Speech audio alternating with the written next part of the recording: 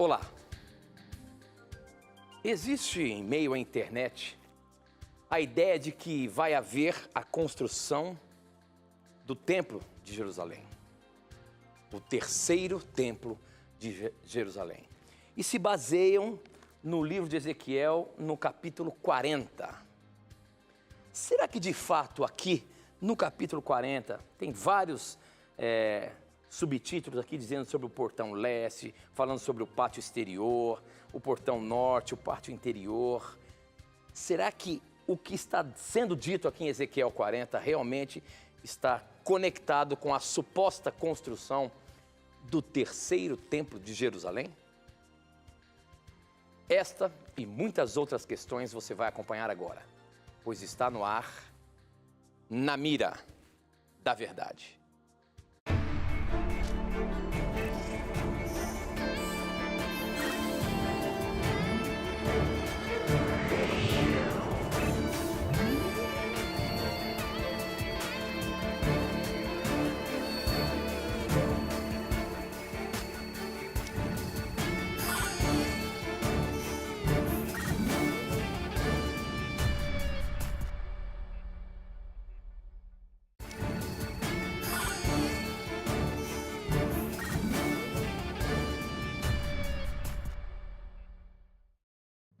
Olá, seja muito bem-vindo mais uma vez. Este é o programa Na Mira da Verdade.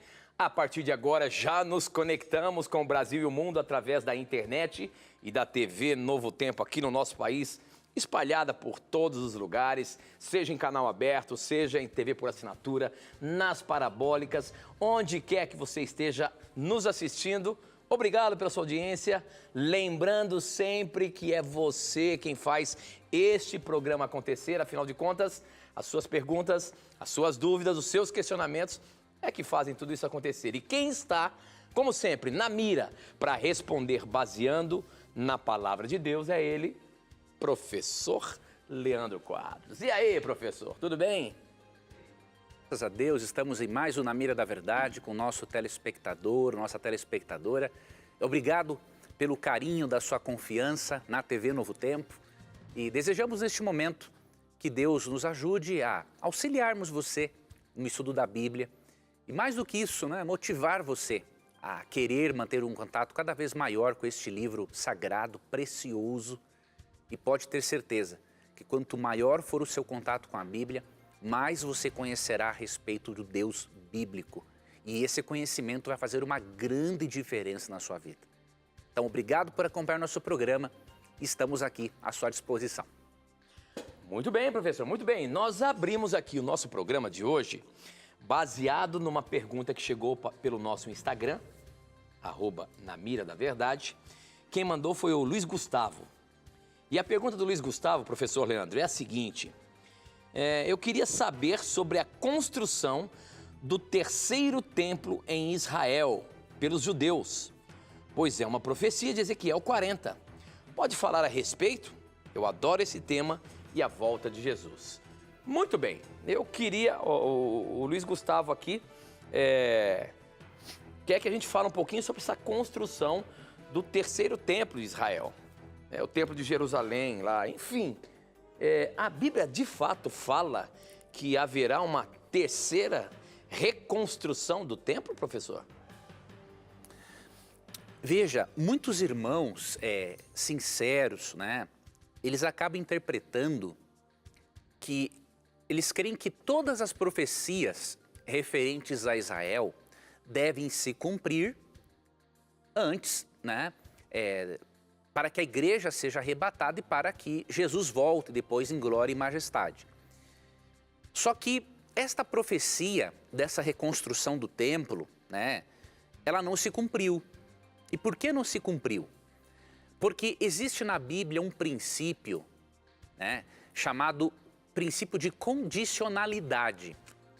Existem profecias condicionais e incondicionais. Uma profecia condicional é aquela que, para ser cumprida, depende-se de uma resposta humana ao que Deus pede. Uma profecia incondicional é aquela que vai se cumprir independente do ser humano. Por exemplo, a volta de Jesus. né? Queira o ser humano ou não, Jesus vai voltar. Agora, esta visão do templo reconstruído, né, que seria uma promessa da reconstrução do templo ali pelo 6º século, né, antes de Cristo, essa predição não se cumpriu. Por quê? Porque o povo não correspondeu ao chamado de Deus para arrependimento, né? Então, esta é uma profecia, queridos, de ordem condicional. Para ela se cumprir, seria necessário que o povo fosse fiel a Deus, porque era para os dias dele. Jogar esta profecia para o futuro, para explicar uma suposta reconstrução do templo em Israel, não é correto, porque Ezequiel é um livro profético, mas ele não é um livro apocalíptico. Um livro apocalíptico, sim, tem eventos que se referem ao tempo do fim. Ezequiel, a ênfase dele, mesmo que possa ter predições acerca do futuro, a ênfase do livro de Ezequiel é de que ele é um livro histórico e profético, mas não apocalíptico. Então nós não temos assim base hermenêutica para pegarmos o capítulo 40 e jogarmos para o futuro. Tá? Existe um movimento, né, religioso, político, desde o século XIX, chamado sionismo, que crê que Jerusalém será totalmente restaurada e devolvida, né, aos judeus. E isso possibilitaria a reconstrução do templo. Só que a Bíblia, queridos, quando enfatiza o futuro dos justos, ela não enfatiza mais a Jerusalém terrestre. Enfatiza a Nova Jerusalém. Aqui que está o detalhe. Vou ler para você aqui um texto de Hebreus, capítulo 11. Já que esta profecia condicional não se cumpriu porque o povo não correspondeu, Deus vai cumpri-la para com todos os seus filhos na Nova Jerusalém, que está no céu e que depois descerá na terra, né? Olha o que diz aqui, vamos ler Hebreus capítulo 11, versículo 10, ó. A partir do 8, pela fé, Abraão, quando chamado, obedeceu a fim de ir para um lugar que devia receber por herança e partiu sem saber aonde ia. Pela fé, peregrinou na terra da promessa como em terra alheia, habitando em tendas com Isaque e Jacó, herdeiros com ele da mesma promessa. Porque, olha aqui, ó, aguardava a cidade que tem fundamentos, da qual Deus é o arquiteto e edificador. Veja, qual é a cidade futura que Abraão, o pai da fé, aguardava? É a cidade da qual Deus é o arquiteto e edificador. É a Nova Jerusalém celestial, não é a Jerusalém, o templo em Jerusalém aqui na terra. Os profetas bíblicos não enfatizavam isso. Eles enfatizam os justos, né, na Nova Jerusalém celestial. Um outro texto que nós podemos aqui analisar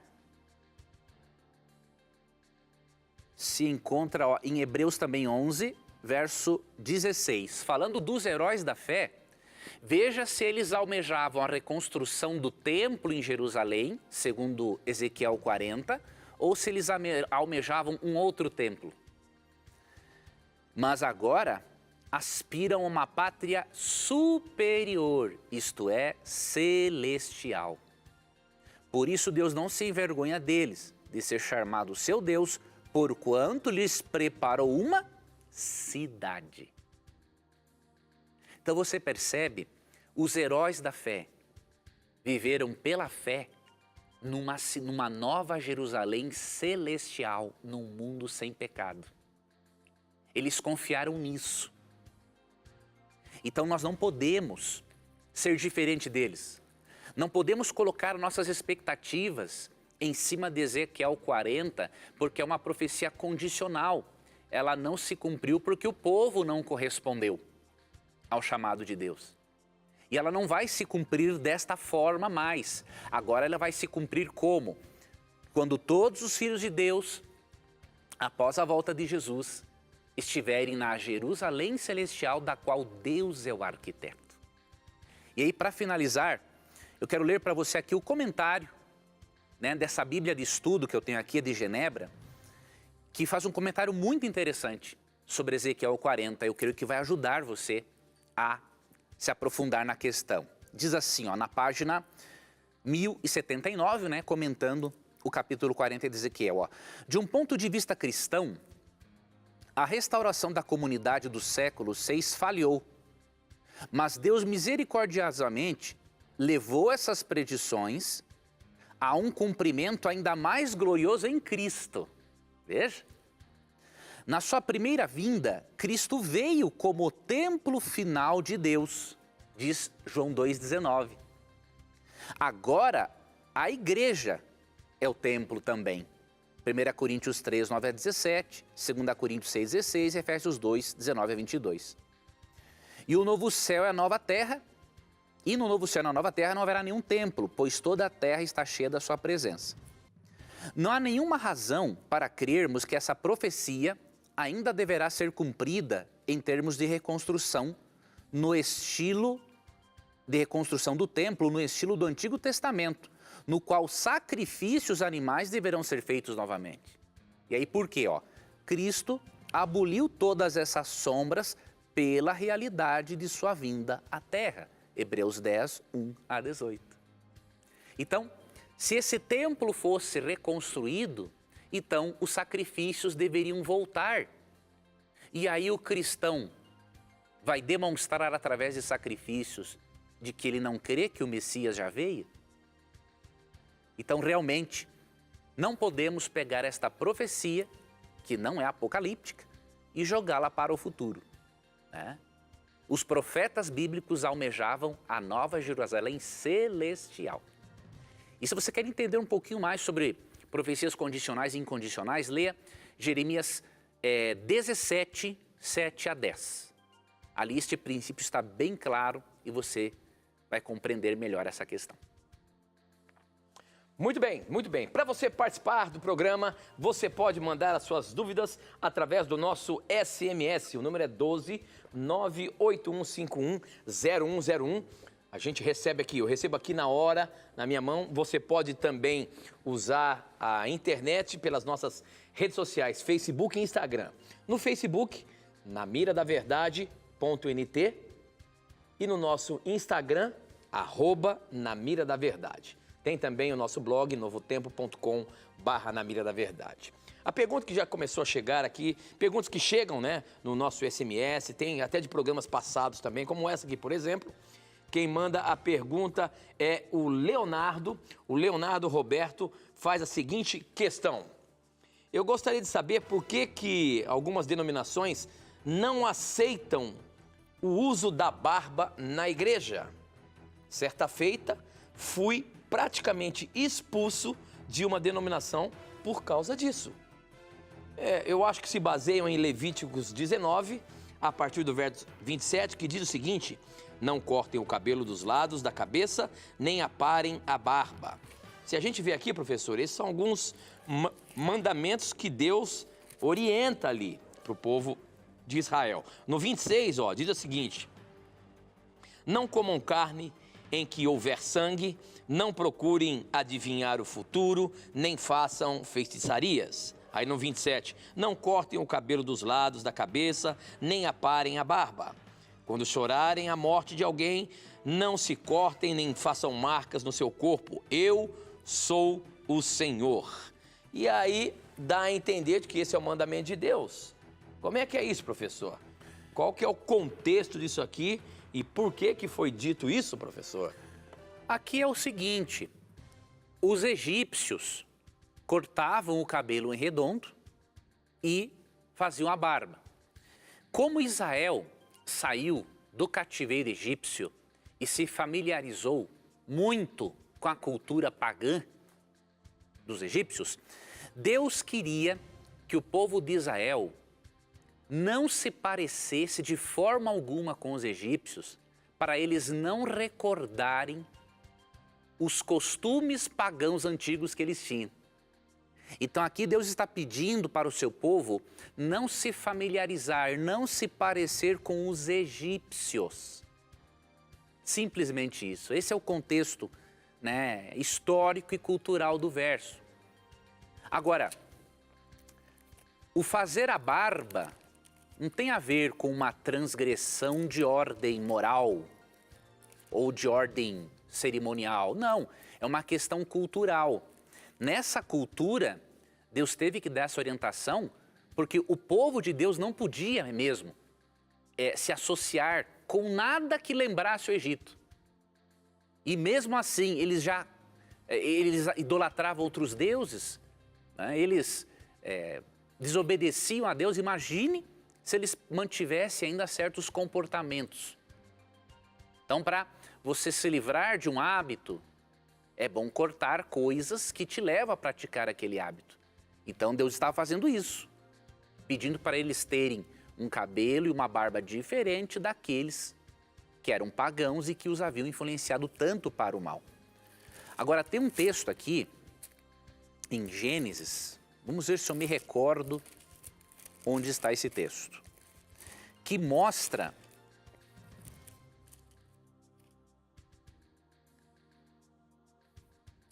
que José, quando foi, antes de se apresentar a Faraó, para dar o significado da visão, José barbeou-se. E se José barbeou-se, mesmo que era um costume egípcio e ele se vestia como um egípcio, isso indica que José não estava contaminado pela cultura egípcia e que barbear-se não é uma transgressão de nível moral. Porque senão José não teria se barbeado. Se Josué resistiu à tentação, às investidas da mulher de Potifar, para não pecar contra Deus, jamais que ele iria se barbear se isso fosse contra Deus. Então vamos ver aqui, Gênesis capítulo 41, 14, ó. Então Faraó mandou chamar a José e o fizeram sair à presença da masmorra. Ele se barbeou, mudou de roupa e foi apresentar-se a Faraó. Então, se fosse uma transgressão moral o barbear-se, José, que era muito fiel a Deus, jamais teria se barbeado. Então, esta igreja, querido amigo, ela está realmente equivocada, porque ela não entendeu Levítico 19, 27 no seu devido contexto histórico-cultural. Muito bem, muito bem. Eu queria aproveitar nesse início de programa e dizer para você que você pode estudar a Bíblia com a gente. Nós temos um guia de estudo aqui do programa Na Mira da Verdade que poderá ajudar muito você a compreender vários assuntos, principalmente com o tempo em que nós estamos vivendo. Nós acreditamos que estamos no tempo do fim. E essa revista, Verdades para o Tempo do Fim, você pode receber de graça aí na sua casa. Se você quiser, você pode fazer um cadastro agora para que ela chegue aí na sua casa. É só você entrar no nosso blog, novotempo.com/Na Mira da Verdade.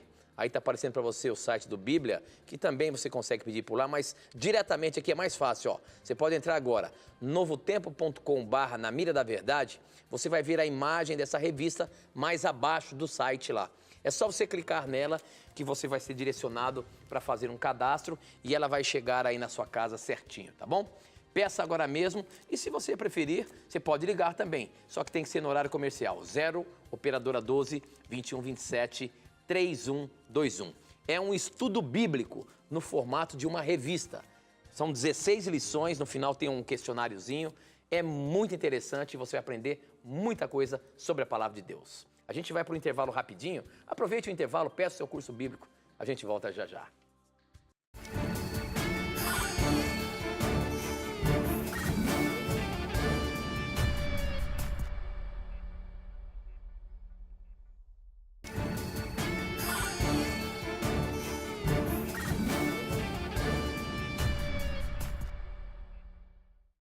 Já estamos de volta. Participe mandando a sua pergunta para a gente através do nosso SMS. O número é 12 98151 0101. 12 98151 0101. Ou então, mande também pelo nosso Facebook ou Instagram. Facebook, namiradaverdade.nt. Instagram, @namiradaverdade. E lá no nosso blog, que além de você poder pedir o curso bíblico, você também pode mandar perguntas pra gente, tá bom? Participe aí, como por exemplo a Cirlei, que faz a seguinte questão, professor. Tenho dúvidas de que Jesus vai voltar, por isso peço para Deus que me tire todas as dúvidas. É que quando morre uma pessoa, dizem que Jesus já voltou para ela. Jesus volta para quem morre? É isso então, a volta de Jesus? Vou te ajudar, minha irmã. Veja, quando alguém diz assim que quando uma pessoa morre, Jesus já voltou para ela, é uma forma de expressão para dizer o seguinte, que o caso dela já está decidido, né? Quando a pessoa morre, se ela morreu salva, entre aspas, Jesus já voltou para ela, ou seja, ela já está garantida na salvação e vai fazer parte da primeira ressurreição. Ao abrir os olhos, já está vendo Jesus voltar. Vai ver Jesus voltar. Se essa pessoa morreu perdida, Jesus já voltou para ela. Em que sentido? Ela não terá mais outra oportunidade de salvação. Então é uma forma de expressão apenas. Não é que Jesus volte literalmente e apareça para cada morto. Não é isso que a expressão quer dizer, tá? Jesus, biblicamente, ele vai voltar em glória e majestade. Vamos ler então Mateus capítulo 24, versos 30 e 31. Ó. Então aparecerá no céu o sinal do Filho do Homem. Veja, ele não vai aparecer ao morto, a cada morto, né? Cada pessoa que morre. Ele vai aparecer no céu e diz assim, todos os povos da terra se lamentarão e verão o Filho do Homem. Ou seja, vai aparecer de forma que todos o vejam ao mesmo tempo, tá? Verão o Filho do Homem vindo sobre as nuvens do céu com poder e muita glória. E ele enviará os seus anjos com grande clangor ou barulho de trombeta, os quais reunirão os seus escolhidos, os quatro ventos, de uma outra extremidade dos céus. Então Jesus virá em glória e majestade, de forma visível e com todos os seus anjos.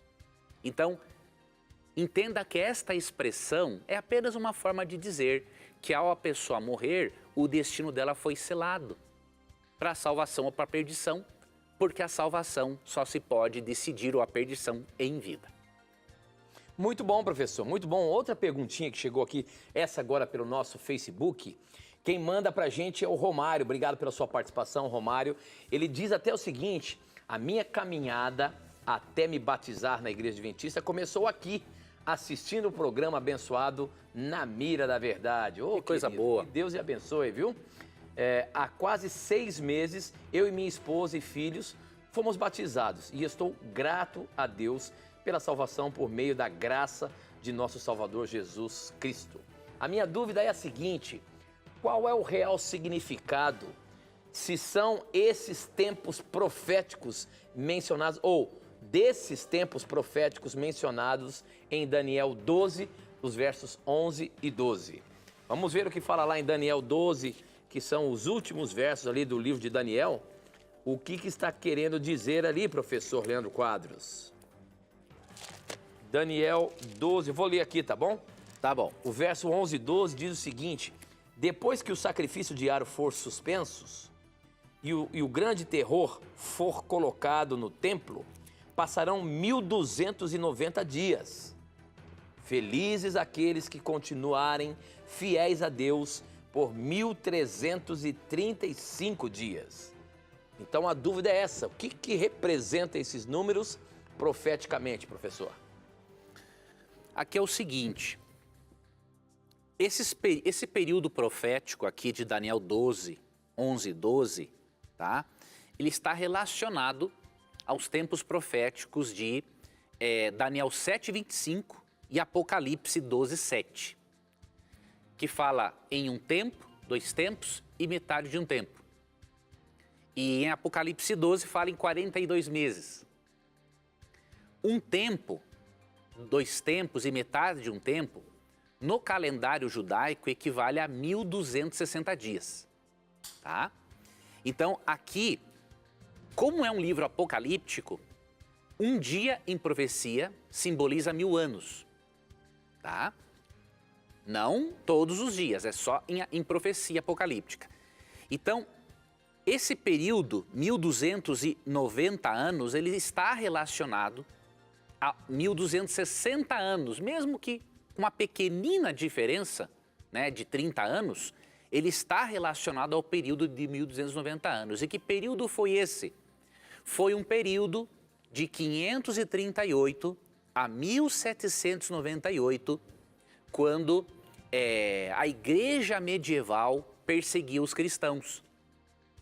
E essa perseguição terminou quando o Papa Pio VI, né, amando de Napoleão Bonaparte, foi preso pelo general Berthier e levado cativo e foi exilado na França. Então, em 1798, direitinho, acabou aquele domínio papal do período medieval. Então, aqui está fazendo menção a este período. Já os 30 anos a mais, os eruditos não têm uma certeza. Alguns acham que tem a ver com algum período, né, em que alguma tribo bárbara invadiu o período romano, mas não se tem uma certeza. Mas nós podemos ver claramente que isso está relacionado aos 1290 anos. Agora, o verso 12 diz assim, ó: bem-aventurado aquele que chega até 1335 dias, ou seja, em profecia, 1335 anos. Considerando que 1260 anos terminar em 1798, e considerando que bem-aventurado é aquele que chega a 1335 dias, quando você chega à data de 1798, né, e você acrescenta os anos restantes para completar os 1335, você vai chegar a 1843, que é o período em que houve um grande reavivamento na América do Norte acerca da volta de Jesus. As profecias passaram a ser mais estudadas e vários pregadores, entre eles Guilherme Miller, pregaram com muita veemência a volta de Jesus. Então diz assim, bem-aventurado é aquele que espera até 1335 dias, porque feliz é aquele que viver neste período de despertar profético, porque você vai entender e ouvir muito sobre a volta de Jesus. Óbvio, Jesus não veio em 1843 e nem em 1844, mas deste grupo de cristãos de todas as igrejas que tiveram um grande desapontamento, um grupo decidiu estudar para ver o que estava de errado na profecia. E aí eles entenderam que 1843, 1844 não seria o tempo da volta de Jesus. Seria o tempo em que ele sairia do lugar santo do santuário celestial e iria para o Santíssimo começar uma outra obra em favor do ser humano. Além de intercessor, a de juiz. Então nós cremos, queridos, que esta profecia fala do período medieval, de 538 a 1798, e depois do surgimento do milerismo, dos seguidores de Guilherme Miller, do reavivamento sobre a doutrina da volta de Cristo, em 1843, 1844. Então nós cremos nisso, né, que aqui é uma predição da ampliação do conhecimento de Daniel, ao ponto de as igrejas cristãs se voltarem mais para a doutrina da volta de Cristo. E quem mais fez isso foram Guilherme Miller e seus seguidores. Ok, muito bem, professor. Temos ainda alguns minutinhos, tem mais uma pergunta aqui, essa pergunta é da Virlene. A pergunta da Virlene é a seguinte: quem tem toque religioso tem salvação? Fico angustiada, já pensei até em tirar a própria vida por causa disso. Só para a gente contextualizar aqui, o que é o toque religioso? Toque religioso, professor, corrija se eu estiver errado, mas são aqueles pensamentos repetitivos, muitas vezes até xingando a Deus, colocando coisas repetitivas na cabeça contra Deus. Seria isso? Sim. O toque, que é o transtorno obsessivo compulsivo, ele se manifesta de várias formas. Ele é um transtorno de ansiedade, tá? Então ele se manifesta, eu já tive o toque, né? Hoje tenho pequenos sinais, né? No meu caso eram pensamentos intrusivos de negatividade. Mas, por exemplo, tem pessoas que lavam excessivamente as mãos por medo de contaminação, pessoas que saem e têm que voltar para conferir se o gás foi desligado, né? Por causa da ansiedade que isso gera. Pessoas que contam os passos enquanto caminham, leem todas as placas quando estão dirigindo na rodovia, né? E tem o toque religioso, em que a pessoa diz palavras ruins, blasfemas até contra Deus. Eu posso garantir para você, com base na minha experiência como cristão e com base na minha experiência de alguém que já teve um toque mais elevado, Deus compreende perfeitamente que você está com um transtorno. Deus jamais vai tirar a sua salvação por isso. Você tem um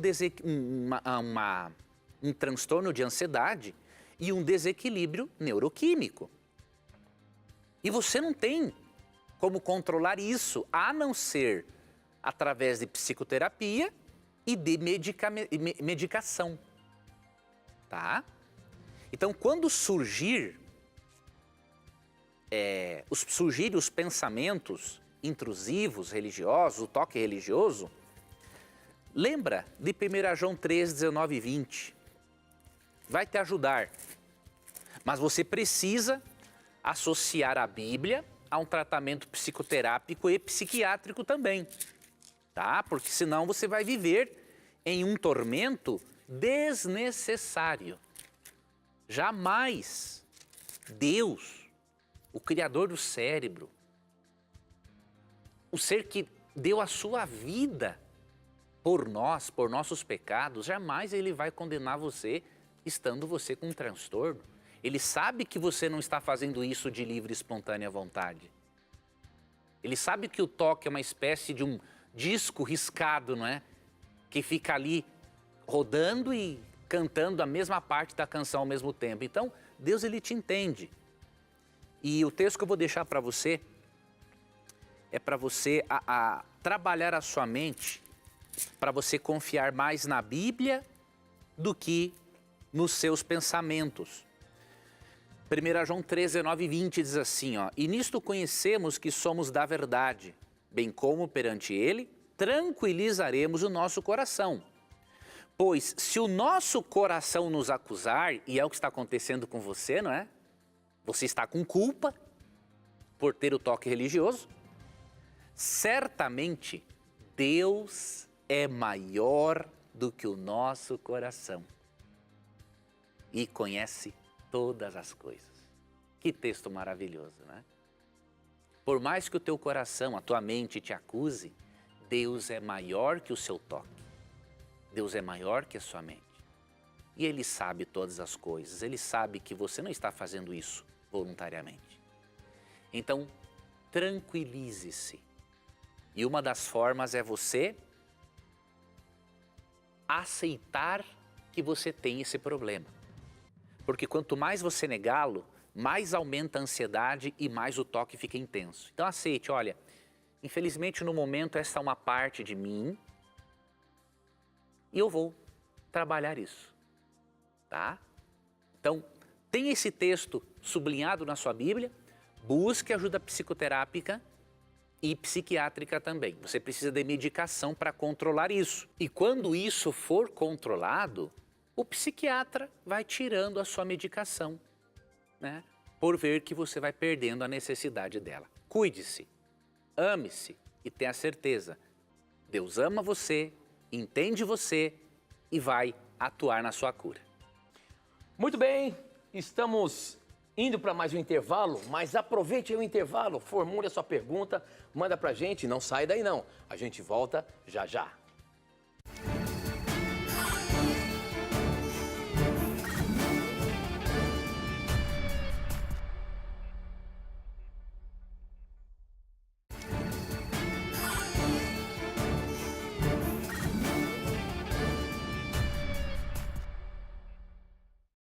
Já estamos de volta e a próxima pergunta aqui, quem manda, deixa eu ver se tem um nome aqui, foi a Maria. Não, a pergunta é sobre a Maria. Deixa eu ver, é a Ana Maria, de Pindamonhangaba. A pergunta dela é a seguinte, eu gostaria de saber e tirar essa dúvida. Quem era a Maria que ungiu ao Senhor Jesus, que se refere lá nos 4 evangelhos? Seria Maria, irmã de Lázaro, ou a Maria Madalena? Quem foi aquela Maria ou aquela mulher que ungiu Jesus, professor? Eu acho que ela está se referindo aqui na questão do perfume, né, aos pés de Jesus, não é isso? Sim. Ali é bem provável que seja Maria, irmã de Lázaro, tá? Agora, o que nós não podemos fazer e não temos base para isso é associar a irmã de Lázaro a Maria Madalena. Alguns associam esta Maria que ungiu os pés de Jesus, irmã de Lázaro, com Maria Madalena, que havia tido uma vida na prostituição. Então, nós não temos como relacionar essas duas pessoas. Mas, ali, muito provavelmente, realmente era a irmã de Lázaro. Ok, outra pergunta aqui, só que agora essa chegou pelo Facebook, é a seguinte, quem mandou foi a Margarete, professora. A pergunta da Margarete é assim, no céu, nós teremos o corpo físico transformado como Jesus apareceu aos seus discípulos após a ressurreição? Nós atravessaremos de um lugar a outro e nos comunicaremos com outros através de pensamentos também? Ou seja, a gente sabe que Jesus apareceu ali para os discípulos, né? Ele passou pela porta, mas ele ressuscitou em corpo. Então essa é a dúvida da Margarete. Como é que vai ser o nosso corpo? Se a Bíblia dá algum vislumbre sobre isso, se dá alguma resposta para essa dúvida aí da Margarete, professor. A Bíblia dá uma resposta, mas ela não dá toda a resposta, né? Todo detalhe, né? Não dá os detalhes e aí nós não podemos especular. Por quê? Mesmo que nós vamos ter um corpo, né, glorioso, semelhante ao de Cristo... Isso um corpo físico, né, professor? E um Sim. corpo físico... isso não significa que nós tenhamos a capacidade de fazer as mesmas coisas que Cristo, porque Cristo é Deus, né? Cristo, ele pode transpor a matéria. Ele é Deus, ele é o criador da matéria. Agora nós, se ele der essa capacidade a nós, tudo bem. Mas se não der, também está tudo bem. Nós não temos como saber se teremos ou não essa capacidade. O que não podemos é pensar que tudo aquilo que o Cristo divino humano faz, eu também vou poder fazer, porque eu não sou Deus. Ele é Deus, né?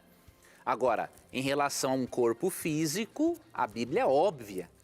Ou melhor, a Bíblia é clara em dizer que todos teremos um corpo físico, capaz de nos alimentarmos, de abraçarmos as pessoas que amamos. A existência na eternidade não é uma existência etérea, é uma existência física.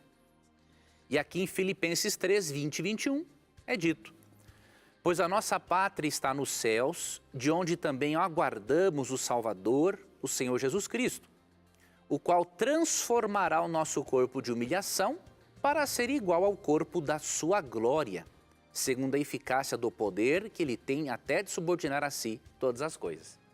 Então, realmente, irmã, teremos um corpo físico como o de Jesus, mas isso não indica que vamos fazer as mesmas coisas que Jesus. Nós somos apenas humanos. Jesus tem uma natureza hoje de vida humana. Muito bem. Participe aí, mande as suas perguntas para a gente, como essa aqui que chegou pelo SMS. Interessante, a pergunta relacionada aos dinossauros. Isso que muita gente tem dúvida, a gente tem dúvida. A pergunta do Moisés de São Carlos, ele diz o seguinte: sabemos que Deus criou a terra e tudo, mas o que podemos dizer sobre os fósseis dos animais pré-históricos? que chegam a datar aí em milhões de anos, muitas vezes, né? As pessoas dizem que tem milhões de anos. Como é que a gente explica essa questão dos fósseis de dinossauros, professor? Foi Deus que criou, após a humanidade? Como é que é isso? Não há dúvida que toda forma de vida, mesmo que algumas formas de vida tenham sido corrompidas depois, toda forma de vida é criada por Deus, né? O diabo ele não tem como criar vida, porque o diabo não é o autor da vida. Atos 3,15 diz, chama Jesus de o autor da vida. Então todas as formas de vida são criadas por Deus. E os dinossauros também, né? Os fósseis, para nós, é a maior evidência de que existiu um dilúvio universal. A existência de um dilúvio universal é o que melhor explica o surgimento dos fósseis. Porque, por meio do dilúvio, esses grandes animais foram soterrados rapidamente. E ao serem soterrados rapidamente, juntamente com pedras, madeira e uma forte pressão em cima deles, eles se fossilizam e alguns se transformam em petróleo, certo? Então, para nós, o dilúvio é a maior evidência, né? Ou melhor, os fósseis nos falam aos ouvidos, gritando, de que um dia existiu um dilúvio. Agora, essa questão de atribuir aos fósseis milhões de anos é pura especulação, né?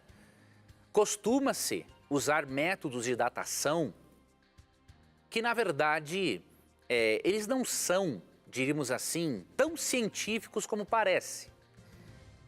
É costume de datar, por exemplo, um fóssil, tendo como base o solo ou a rocha na qual ele se encontra.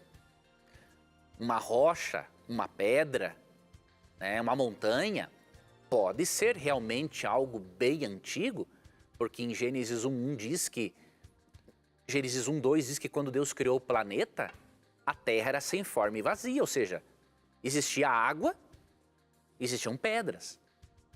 Então, a estrutura básica do planeta pode ter milhões de anos, mas a vida não. A vida foi criada por Deus bem depois. Então, essa datação dos fósseis, com base no local onde eles são encontrados, ela não é bem científica, ela é mais especulativa, tá? Nós não sabemos, obviamente, o tempo de vida na Terra, mas os estudiosos criacionistas calculam, né, que o tempo de vida na Terra varia entre 6 a 10 mil anos. Essa questão de milhões e bilhões de anos é pura especulação, por causa dos pressupostos evolucionistas. E por quê?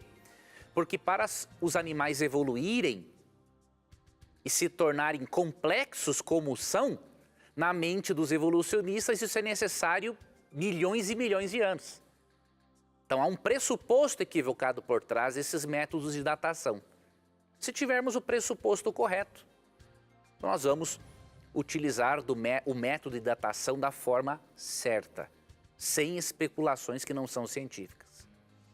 A gente percebe que na internet tem essas especulações. Aqui eu tenho, por exemplo, uma pergunta que é típica de uma especulação e a gente precisa colocar na mira da verdade. Quem mandou foi o Michael. A pergunta dele é a seguinte, ele é lá de Santa Cruz, no Rio Grande do Norte. Eu sempre assisto vocês e a minha dúvida é sobre o código 666, a marca da besta. É verdade que muitos falam no YouTube que é a internet que nós usamos no nosso cotidiano, o código 666? Responda aí, professor Leandro Quadros. Esse é mais um problema aí. Então eles começam a criar explicações para os 666 de Apocalipse, professor.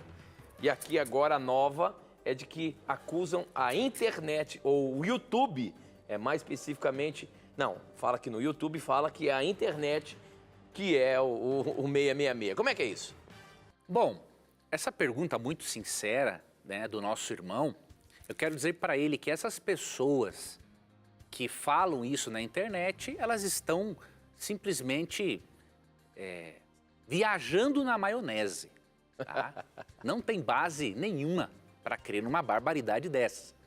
Por exemplo, Aqui no verso 18 de Apocalipse 13, vamos ver se o número da besta é número da internet, número de computador, número de chip ou número de um ser humano.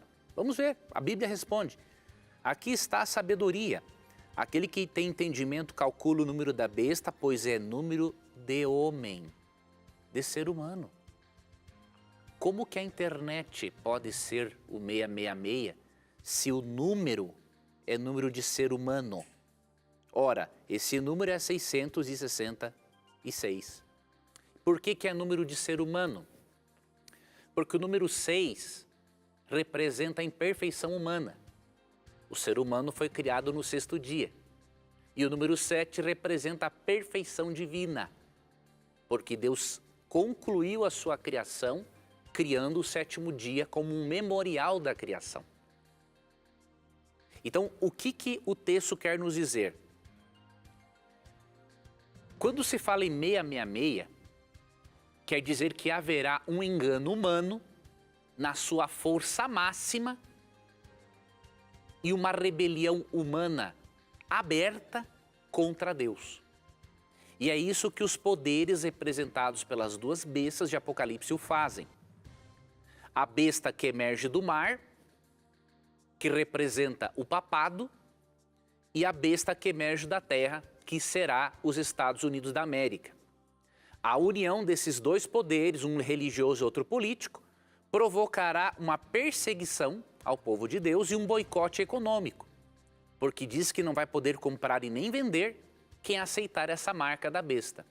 E a marca da autoridade papal será, não é hoje, será a observância do domingo no lugar do sábado. Hoje nenhum cristão que guarda o domingo tem essa marca. Isso aqui é um evento futuro. Quando essas coisas acontecerem, as pessoas terão de decidir entre aceitar o selo da autoridade divina, que é o sábado, ou o selo da autoridade humana, que será o domingo. Tá? Então o grande conflito entre o bem e o mal gira em torno de coisas muito mais complexas e profundas do que um número na internet. Então não acredite nessas bobagens, não veja esse tipo de site, porque eles não usam nenhum critério interpretativo para poder entender o texto. Muito bem, professor, muito bem. Nós temos 2 minutos ainda. Eu tenho, acho que uma pergunta que você consegue responder em 1 minuto. Olha só, a pergunta vem lá do Rio Grande do Sul. Quem mandou foi a Zelma. Ela diz o seguinte: nós temos poder para expulsar demônios? Nós, pessoas comuns, temos poder para expulsar demônios, professor? Só tem isso a quem é dado esse dom espiritual. Não são todos, tá? Veja aqui o que diz, por exemplo, 1 Coríntios 12, 29 e 30.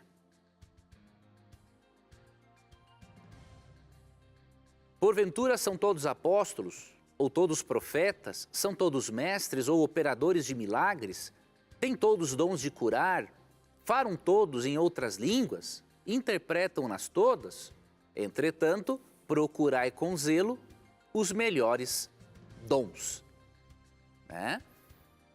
Então você percebe aqui que os dons espirituais são diversos. 30 segundinhos. E que, obviamente, o dom de expulsar demônios também é um dom espiritual. Então, assim como todas as pessoas não possuem todos os demais dons, nem todas as pessoas têm esse dom, recebem esse poder a mais do Espírito Santo para expulsar esses seres malignos. Muito bem, professor. Encerramos mais um programa e nos encontramos a semana que vem, se Deus quiser. Se Deus quiser. Obrigado, Tito, pelas perguntas. Obrigado, telespectador e telespectadora, por sua companhia. E lembre-se que quando você tiver a coragem de perguntar, a Bíblia terá coragem de lhe responder. Como sempre, você já sabe, as suas perguntas e as suas dúvidas sempre estarão na mira da verdade. Até o nosso próximo encontro. Tchau.